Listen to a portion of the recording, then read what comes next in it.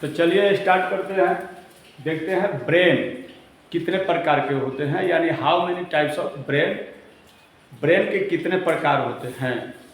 जो होते हैं या मस्तिष्क जो होते हैं 3 प्रकार के होते हैं। आंसर आता है there are 3 types of brain. पहला ब्रेन का नाम है अग्र मस्तिष्क, दूसरे का नाम है मध्य मस्तिष्क और तीसरे का नाम है पश्चिम मस्तिष्क, यानी पश्च मस्तिष्क बोलेंगे। पश्च मस्तिष्क ये पीछे वाला भाग होता है, ये छोटा दिमाग कहा जाता है इसको।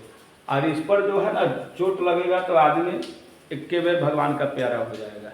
ये जो होता है क्रेनियम हड्डी का अग्र मस्तिष्क घेरा होता है, इसलिए इस पर हल्का चोट भी लगता है तो थोड़ा सह जाता है। मध्य मस्तिष्क भी ये हड्डी से घिरा है, लेकिन ये पश्च मस्तिष्क जो है ये वाला, ये छोटा दिमाग जिसको कहा गया, ये जो है चोट अगर लगेगा तो आदमी वहीं पर ख़त्म हो जाएगा, काहे कि इस पर कोई हड्डी नहीं है, तो इसको पश्च मस्तिष्क कहते हैं। ये बीच में जो है इसको मध्य मस्तिष्क कहते हैं और अग्र वाला जो है अग्र मस्तिष्क कहा जाता है। अब हम देखेंगे एक एक करके हम इसको पढ़ेंगे कि अग्र मस्तिष्क आखिर कितने भाग में बांटा गया है।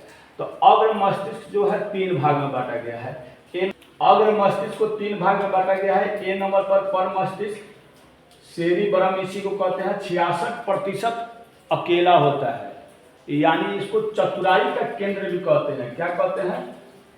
चतुराई का केंद्र, इसको चतुराई का केंद्र कहेंगे। चतुराई का केंद्र, चतुराई का केंद्र है।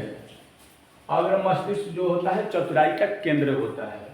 याद रखना, यानी कोई भी टांस वगैरह पढ़ते हैं किताब वगैरह, याद कर रखने को ये कहता है कि याद रहता है। जिसमें ये ज़्यादा रहेगा पर मस्तिष्क, जिसका एक्टिव रहेगा वह याद, कोई भी चीज़ करेगा तो उसे याद रहेगा। नए चीज़ का खोज करता है ये, जिसमें ये ज़्यादा रहेगा पर मस्तिष्क वह नए चीज़ का खोज करेगा, इसे याददाश्त रहता है। और ये जो है चतुराई का केंद्र है, यानी ये बहुत व्यक्ति जिसमें ये एक्टिव ज़्यादा रहता है वह बहुत चतुर होता है व्यक्ति, वह व्यक्ति क्या होता है? चतुर होता है। इसलिए अग्र मस्तिष्क हमको सही होना चाहिए। अग्र मस्तिष्क में पर मस्तिष्क। अग्र मस्तिष्क के दूसरा भाग है थैलेमस। थैलेमस क्या करता है? ये भी शरीर के बाहरी ताप को नियंत्रण करता है, यानी बाहरी जो भी घटना होता है उसको नियंत्रण करता है। यानी जैसे स्वाद, कोई चीज़ को हम चखते हैं तो ये बाहर से ही चखते हैं, इसलिए इसको भी बता देता है। जीभ जो है बताता है कि कैसा स्वाद का है। चोट को नियंत्रण करता है, अगर नाक से गंध सुनते हैं इसको नियंत्रण करता है। थैलेमस है तो ये सबको ये साबित कर देता है, दिखा देता है कि स्वाद ऐसा है, चोट ऐसा है। ये शराबी आदमी को ये नष्ट हो जाता है, इसलिए उसे नासा में जितना 2-4 लाठी मार दो उसको चोट नहीं एहसास होता है, लेकिन बाद में एहसास होता है। जब बाद में एहसास होता है तो दौड़ कर जाता है, इसे सेरिबरम से पूछता है कौन मर रहा है, कल हमको कौन मारा है? तो सेरिबरम कहता है कि रोज याद करके बताते हैं, क्या कि इसके पास याददाश्त है, ये याद रखता है। तो इसके पास याददाश्त है और याद रखता है तो ये बता देता है कि फलाना आदमी मारा है। समझ में आ रहा है ना? तो शराबी को थैलेमस खत्म हो जाता है। अग्र मस्तिष्क का तीसरा भाग सी, हाइपोथैलेमस, ये भी ताप को नियंत्रण करता है, लेकिन शरीर के अंदर के ताप को नियंत्रण करता है, यानी शरीर के भीतरी ताप को नियंत्रण करता है। प्यार, प्यास, घृणा, भूख, खुशी, ये सब को नियंत्रण रखता है।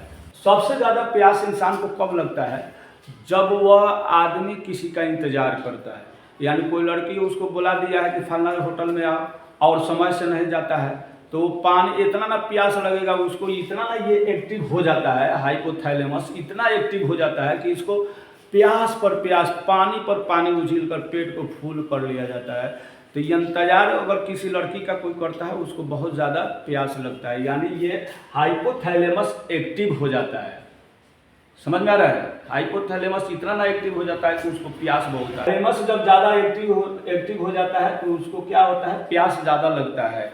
तो जब लड़की इंतजार कराती है ना किसी को होटल में, तो क्या होता है? वो आदमी होटल के पूरा पनिया पी जाता है, यानी उसको प्यास बहुत ज़्यादा लगता है। इसलिए याद रखिएगा हाइपोथैलेमस जिसको एक्टिव हो जाएगा। तो आपने अग्र मस्तिष्क के बारे में देखा, अब हम देखेंगे मध्य मस्तिष्क। आगे देखिए मध्य मस्तिष्क।